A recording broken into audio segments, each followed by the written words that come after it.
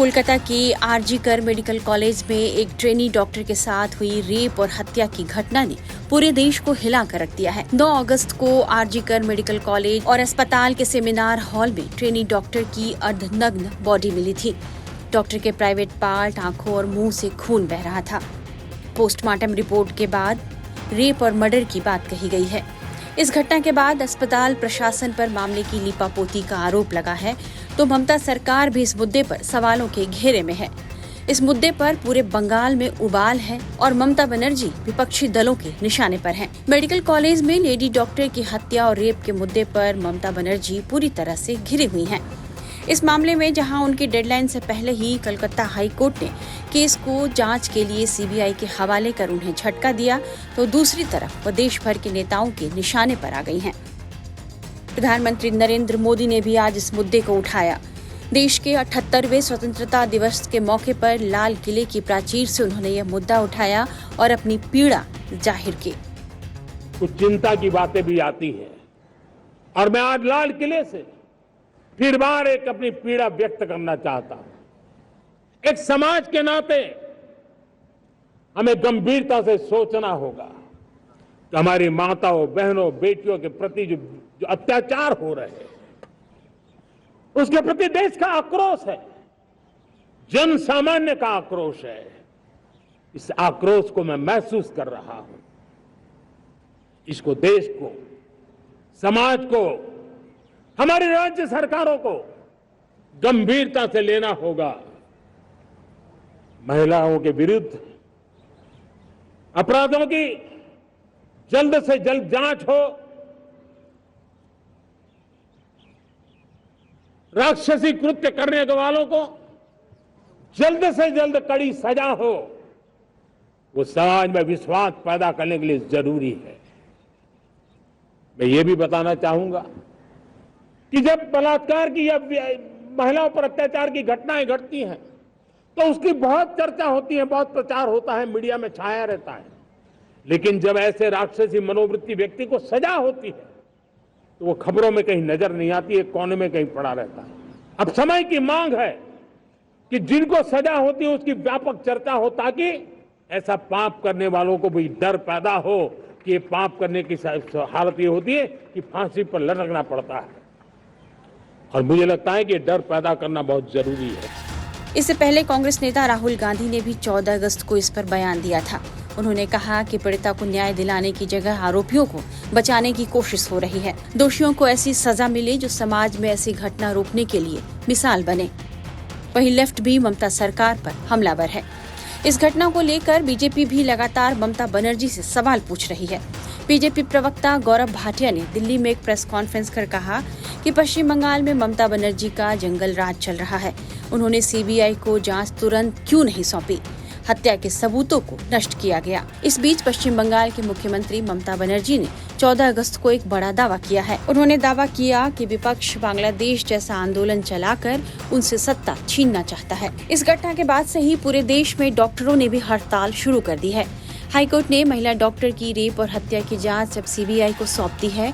इसके बावजूद डॉक्टर हड़ताल वापस लेने को तैयार नहीं हैं।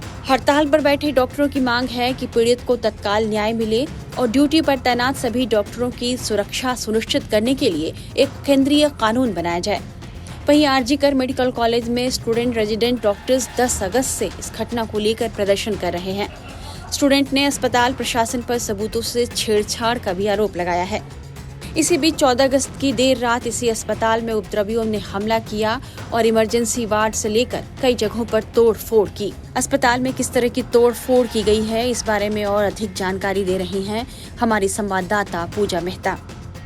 बीती रात को आरजीकर अस्पताल में जिस तरह से दंगाइयों और उपद्रवियों ने हमला किया, सवाल उठता है कि किस उद्देश्य से जो है इस पूरे हमले को अंजाम दिया गया। क्या सबूत मिटाने की कोशिश की जा रही थी? क्योंकि हम फिलहाल उसी इमरजेंसी वार्ड में हैं और हम आपको एक अहम तस्वीर दिखाते हैं। आप देखिए, यहाँ पर ये एक सीसीटीवी कैमरा है उसे तोड़ दिया गया है। तो जो दंगाई यहाँ पर पहुंचे थे, जिन्होंने यहाँ पर पूरे जो है तोड़फोड़ मचाई, इस स्ट्रेचर को देखिए उल्टा दिया गया है और यहाँ पर जो बेड है, जो रैक है, ये तमाम चीजों को क्षति पहुंचाई है। लेकिन अगर कोई एक चीज जो बेहद महत्वपूर्ण है वो ये है कि जहां जहां ये दंगाई और उपद्रवी पहुंचे और तोड़फोड़ मचाई, वहां पर उन्होंने जो है किस तरह से सीसीटीवी कैमरों को जो है पूरी तरीके से नष्ट कर दिया। आप मेरे हाथ में देख पा रहे होंगे, ये एक और इस इमरजेंसी रूम का सीसीटीवी कैमरा है। तो ये इससे जो लोग अंदर घुस आए थे और जिन्होंने ये तोड़फोड़ मचाई, उनकी शनाख्ती होनी बेहद मुश्किल है। और यहाँ पर उसका जो इलेक्ट्रिकल कनेक्शन होता है उसे भी यहाँ पर आप देखिए तोड़कर जो है पूरा नष्ट कर दिया गया है। ऐसे में सवाल उठता है कि क्या ये कोई प्री प्लान्ड अटैक था, क्योंकि जब उन्होंने ये तमाम जो शीशे हैं और इस वार्ड में तोड़फोड़ मचाई, सब कुछ तोड़ फोड़ कर जो है नष्ट कर दिया, लेकिन एक चीज उन्होंने सुनिश्चित की कि इस पूरे वार्ड में और जहां जहां पर सीसीटीवी कैमरे लगे हुए थे उसे तोड़कर जो है नष्ट कर दिया गया। ऐसे में जब पुलिस अपनी जांच को आगे बढ़ाएगी तो किस तरह से उन लोगों की शनाख्ती की जाएगी, इस पर सवाल उठ रहे हैं, क्योंकि अब तक जो है लोगों को आइडेंटिफाई करना बेहद मुश्किल होगा बिना सीसीटीवी फुटेज के। इस हमले को लेकर महिला डॉक्टर तो क्या, पुरुष डॉक्टर्स भी गुस्से में हैं। एक पुरुष डॉक्टर तो बिलखते नजर आए।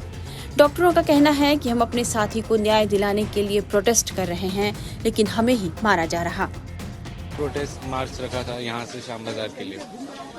हम लोग का टाइम यहाँ से 11 बजे जाने का था, बट बाहर बहुत बड़ा ग्रुप था लोगों का जो कि प्रोटेस्ट कर रहे थे, जो कि नारे तो ऐसे ही लगा रहे थे, वी वांट जस्टिस।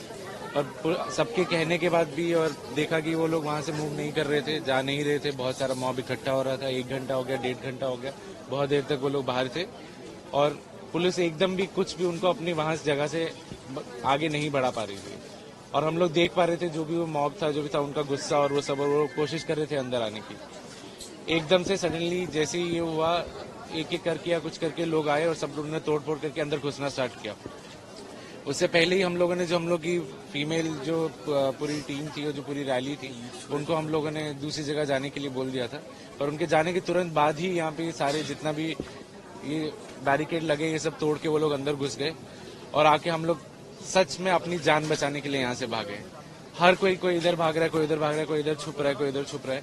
और उसके बाद आप लोग देख ही रहे हैं क्या कर रहे हैं।